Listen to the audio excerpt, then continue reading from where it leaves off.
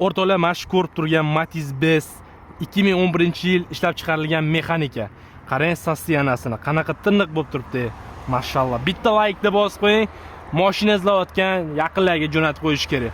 Obzorda boshlaymiz. Mana ko'ryapsiz, mashinaning sassiyanasini ancha tiniq bo'lib turibdi, qaranglar. Ancha mehr berishgan ekan, ko'ryapsizlarmi? Mana bu ucharmi deyman-da, aka. Qanotlarni qarang. Mashallah. Endi salon qismlarini ko'rsatib boramiz. Salonlari ham mana qarang.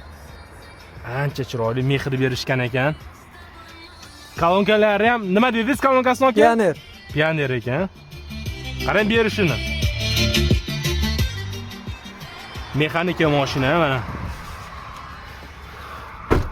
Ozgina mana shu joylarda chaqa-chuqalari bor ekan. Bir $100 rasxod qilsangiz idealniy holatga keladi. Mana ko'ryapsiz, 4 ta yumshoq balonni qo'yib qo'yishgan. Balonlari ham yumshoq, yaqinda qo'yishgan ekan. Mana shu joyda ozgina kraskasi bor deyishyapti.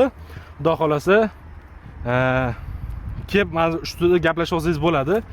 Mana tonirovkasi qanaqa aka? 100 talik. 100 talik, a? 4 oy vaqti bor. 4 oyga xudo xolasa ruxsatnomasi bor ekan. Bemalol mana ko'ryapsiz. Yaxshi holat, ro'zg'or bob holat. Akalarimiz bor, taksi qilib oilamizni boqaman deganlarga menimcha idealniy yaxshi mashina deb o'ylayman.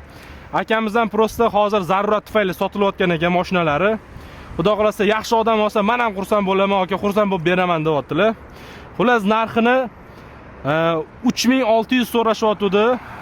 Yana ozgina o'tkazib 3.5 ga kelishtirib qo'ydik. Yana o'tib beradigan, baraka qiladigan joylari bor. Mana shu xudo xolasa ro'zg'ori bo'lib, mana shu Matiz Bes sizga nasib qilsin.